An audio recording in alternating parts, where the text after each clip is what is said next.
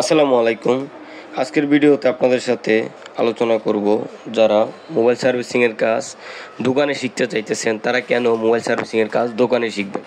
Mobile সার্ভিসিংয়ের কাজ দোকানে শিখলে অনেকগুলো সুবিধা রয়েছে। তার মধ্যে প্রথমত হলো, আপনি যদি কোনো দোকানে মোবাইল সার্ভিসিংয়ের কাজ শিখেন তাহলে সেই দোকানে প্রতিনিয়ত অনেক কাস্টমার আসবে, অনেক ধরনের সমস্যা নিয়ে আসবে। তো আপনার যে উস্তাদ থাকবে, আপনি যদি তার পাশে বসে যদি দোকানে কাজ শিখেন তাহলে আপনি দেখতে পারবেন যে আপনার উস্তাদ মোবাইলগুলো কীভাবে ঠিক করতেছে, তারপর কী কী সমস্যা নিয়ে বেশি কাস্টমার দোকানে আসতেছে।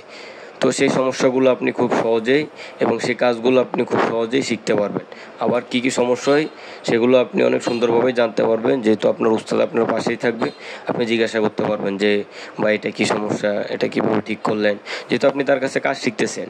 তো আপনি যদি দোকানে কাজ শিখেন তাহলে এই সুবিধাগুলো পাবেন। তারপরে আরও কিছু এক্সট্রা সুবিধা পাবেন, যেমন প্রথমত কোন সমস্যাটা দোকানে বেশি আসতেছে। একটি দোকানে দেখবেন, আপনি যখন কোনো দোকানে কাজ শিখবেন, একটি দোকানে সবথেকে বেশি সমস্যা নিয়ে কাস্টমার আসে চার্জিং পোর্ট সমস্যা নিয়ে, যেমন টাইপ সি টাইপ বি। এই চার্জিং পোর্টের সমস্যার পরে আপনার আরেকটি সমস্যা নিয়ে বেশি আসে, সেটা হলো ডিসপ্লে চেঞ্জ করার জন্য।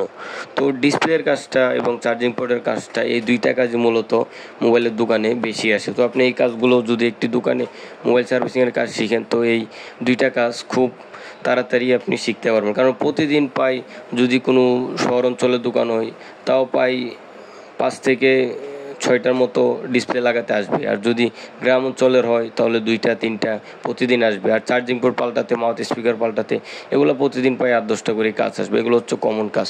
তারপর আপনার কিপ্যাড পরিষ্কার করতে এই কাজগুলো অনেক আসবে। তো এই 3-4টা কাজ আপনি খুব সহজে একটি দোকানে থাকলে আপনি শিখতে পারবেন। কিন্তু অ্যাডভান্স যে কাজগুলো হলো, যেমন চার্জিং আইসির সমস্যা, পাওয়ার আইসির সমস্যা, সেই কাজগুলো কিন্তু দোকানে আসবে। কিন্তু আপনি সেই কাজগুলো যদি দোকানে শিখতে চান তাহলে অনেকটা সময় লাগবে আপনাকে বোঝাতে। তো এই কাজগুলো আপনি দোকানে বসে যদি শিখতে চান তাহলে আপনার শিখতে অনেকটা সময় লাগবে। আর আপনি যদি কোনো ট্রেনিং সেন্টারে যান তাহলে আপনি চার্জিং আইসি, পাওয়ার আইসি এগুলো নিয়ে বিস্তারিত কাজ শিখতে পারবেন। এগুলো কিভাবে কাজ করে, আইসিগুলো কিভাবে কাজ করে, সে সবগুলো আপনারা কোনো ট্রেনিং সেন্টারে গেলে এই অ্যাডভান্স কাজগুলো খুব সহজেই শিখতে পারবেন। তো আপনারা দোকানে যদি কাজ শিখেন তাহলে দোকানে মূলত বেসিক কাজগুলোই বেশি শেখানো হয়। আর দোকানে আপনার যে উস্তাদ থাকবে সে আপনাকে অ্যাডভান্স কাজগুলো শেখানোর সময় নাও পেতে পারে, কারণ অ্যাডভান্স কাজগুলো শেখানোর জন্য অনেকটা সময়ের প্রয়োজন, বিস্তারিত আলোচনা করা লাগে। বিস্তারিত আলোচনা না করলে কিন্তু আপনি চার্জিং আইসি, পাওয়ার আইসি, সিপিইউ, ইএমএমসি, অডিও আইসি, তারপর আপনি লাইটিং আইসি সম্পর্কে এগুলো কিন্তু বিস্তারিত কোনো একটা সমাধান পাবেন না। এগুলো কোন লাইন কোন জায়গায় যায়, কোন লাইনে ভোল্টেজ কত, যেমন চার্জিং আইসি কীভাবে কাজ করে, পাওয়ার আইসি কীভাবে কাজ করে, বিভেট লাইন, বিচার্জ লাইন, এই লাইনগুলো কীভাবে কাজ করে তা কিন্তু আপনি সহজে বুঝতে পারবেন না। সেই জন্য আমি বলবো, যেসব ভাইয়েরা মোবাইল সার্ভিসিংয়ের কাজ শিখতে চাইতেছেন, আপনারা প্রথম অবস্থায় দোকানে 2-3 মাস কাজ শিখেন। দোকানে 2-3 মাস কাজ শেখার পর আপনারা অ্যাডভান্স কাজগুলো শেখার জন্য কোনো ভালো মানের একটি ট্রেনিং সেন্টারে যাবেন। তাহলে আপনাদের মোবাইল সার্ভিসিং শেখা প্রায় 90% শেষ হয়ে যাবে এবং আপনারা যে কোনো দোকান দিয়ে দোকানদারি করতে পারবেন। তো আপনারা প্রথম অবস্থায় সে কারণে দোকানে মোবাইল সার্ভিসিংয়ের কাজ শিখবেন, তারপর আপনারা ট্রেনিং সেন্টারে যাবেন।